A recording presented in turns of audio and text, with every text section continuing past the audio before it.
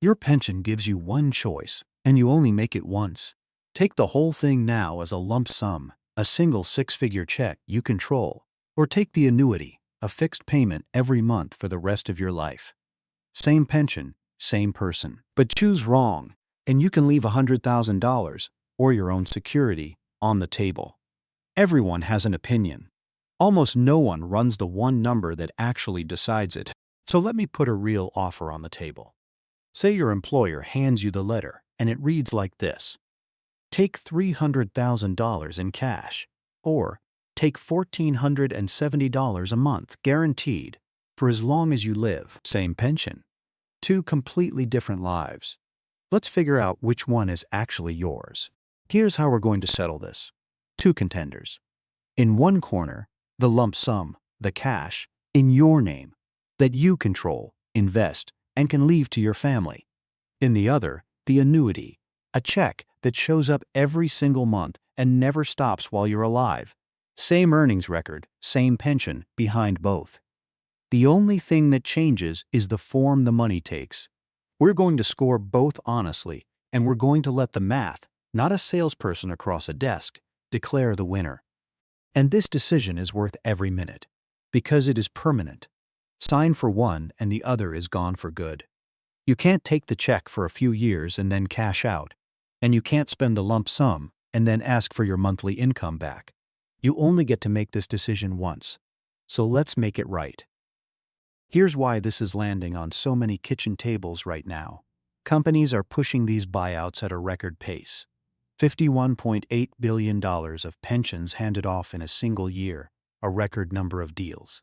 That offer on your desk exists partly because getting the pension off their books is good for them. And the danger is real on the other side, too.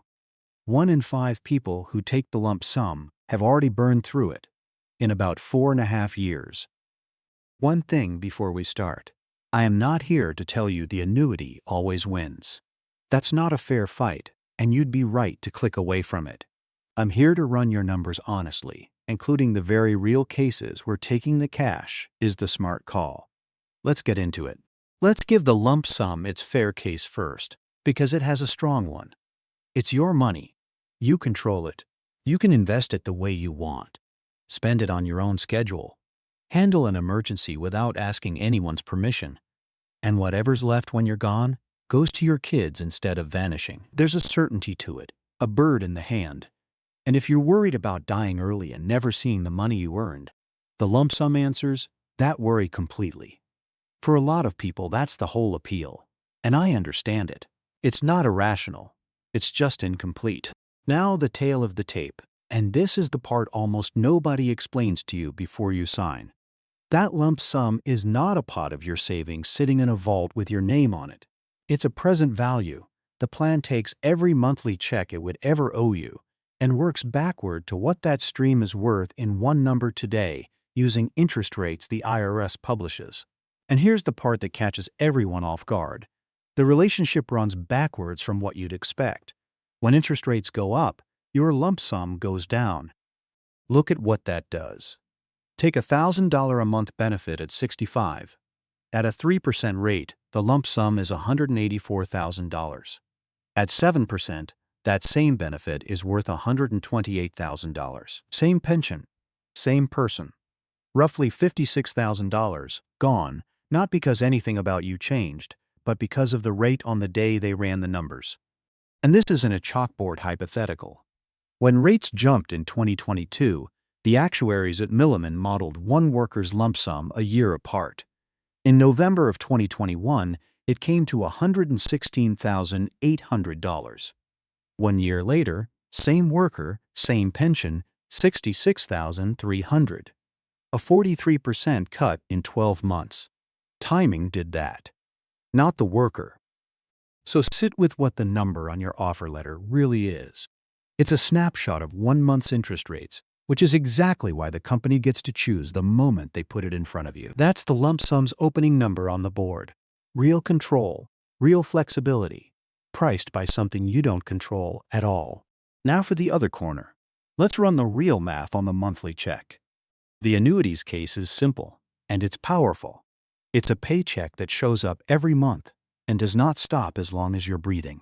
It doesn't care whether the market crashed, whether you live to 79 or 99, whether you'd have managed the money well or not. It's income you cannot outlive. Put a number on it. Out in the open market today, $100,000 buys a 65-year-old man about $625 a month for life, a woman about $590, and a couple about $536. Bring that back to our offer. $300,000 in cash or $1,470 a month. That's $17,640 a year, every year, for life. Divide the yearly check by the lump sum, and you get a payout rate of about 5.9%. A guaranteed 5.9%, paid for as long as you live, is the kind of number the market can't promise you and most annuities on the shelf can't match. And there's a backstop that quietly answers the biggest fear people have about the monthly check. What if the company goes under? If your pension plan fails, the annuity is federally insured by the Pension Benefit Guaranty Corporation, up to $93,477 a year at 65. For the vast majority of pensions, it covers the whole check. It is not an unsecured IOU from your old employer. So, on raw guaranteed income, this is where the annuity lands its hardest punch. Steady, insured, impossible to outlive, and on paper, it's winning the fight. Which is exactly the moment you should get suspicious, because that 5.9% has a catch buried inside it, and it's the fairest catch in all of finance. Here's who wins, and by how much. That 5.9% payout sounds like a return. It isn't. Most of it is simply your own money being handed back to you, a slice at a time, which means somewhere out in the future, there's a crossover point, an age where the checks you've collected finally add up to more than the cash you gave up. That's the break-even age. That is the one number I told you almost nobody runs, the number that actually decides this whole thing. So where does it land? Take the simplest version first. $300,000 divided by $17,640 a year is about 17 years. Start at 65, and you don't break even until roughly age 82. And all you've done at 82 is get your own money back. Now factor in that you could have invested that lump sum instead. Once you do, the annuity's real return, according to Schwab's own math, is only about 0.6% a year if you live to your life expectancy around 83. To just match the annuity, you'd need to earn about 3.2% if you reach 90 and 4.1% if you make it to 95. I'm giving you a window on the break-even, not a single magic age, because the exact number moves with what you'd earn investing. Call it your low to mid-80s. The plain truth underneath all of it, the monthly check only truly wins if you live a good while past the average. Now here's the pivot the whole duel turns on. Most people do. A 65-year-old man today is expected to live to about 83, a woman to about 86. Roughly a quarter of men and a third of women reach 90. And if you're married, this is the number that ends the argument. For a 65-year-old couple, there's about a 50% chance at least one of you is still alive at 90. A coin flip that someone is still cashing that check at 90, because you're not betting on one life, you're insuring the longer of two. So let me declare the winner, honestly, the way I promised. If you have real reason to believe you won't reach your mid-80s, a health issue, a family history, the lump sum wins, and it wins cleanly. But if you're likely to live a long life, and if you're married the odds say at least one of you will, then the annuity's guaranteed income pulls ahead and keeps paying every year you're still here. The duel comes down to one variable, your own longevity, measured against that break-even line. Find where you sit on that curve, and you've found your answer. If we stopped there, you'd have a clean answer. But lining up the cash against the monthly check leaves three things off the board. And here's what makes this decision genuinely hard. They don't all point the same way. Start with the annuity's quiet killer, the one that does the most damage and gets the least attention: inflation. That $1,470 check is fixed. Most private pensions come with no cost of living raise at all. Only about 4% of private sector pension holders get an automatic inflation adjustment. versus more than half of government workers. Social Security climbs with prices every year. Your company pension usually just sits there. And at 3% inflation, a fixed check loses about half its buying power over roughly 20 years. So that $14.70 a month that feels comfortable at $65 quietly becomes about $735 of real spending power by your mid-80s, right when medical and care costs are climbing hardest. Cash you invest can at least try to keep up. This one leans toward the lump sum. The second thing off the board is survivor protection, and it cuts both ways. A single life annuity, the one with the biggest monthly number, stops the day you die. Nothing goes to your spouse. Nothing goes to your kids. That's why it pays the most. It only has to cover one life. You can protect your spouse instead with a joint and survivor option that keeps paying after you're gone. But that costs you. Covering a spouse fully runs about 20% off the monthly check. Kiplinger's example is $5,000 a month, dropping to $4,000. A lump sum doesn't force that trade. Whatever's left is simply inherited. So the annuity can protect your spouse's income, while the lump sum protects your estate. Which one matters more is a real question, and only you can answer it. And the third? Taxes and human nature. And this one leans back toward the annuity. Take the lump sum as an actual check, and the IRS withholds a mandatory 20% on the way out the door, unless you send it straight into an IRA by direct rollover. Then there's the part the brochures never mention. Of the people who took the cash, 63% made a major purchase in the first year, and 61% came to regret it. The same flexibility that makes the lump sum attractive is the thing that sinks 1 in 5 who take it. None of these three costs show up when you just set the cash beside the monthly check, and for once, they genuinely pull in different directions. That's the honest reason there's no single winner for everyone. So if the math is this close, why do so many good, smart people still get it wrong? The honest answer is that we don't decide this with a spreadsheet. We decide it with instinct.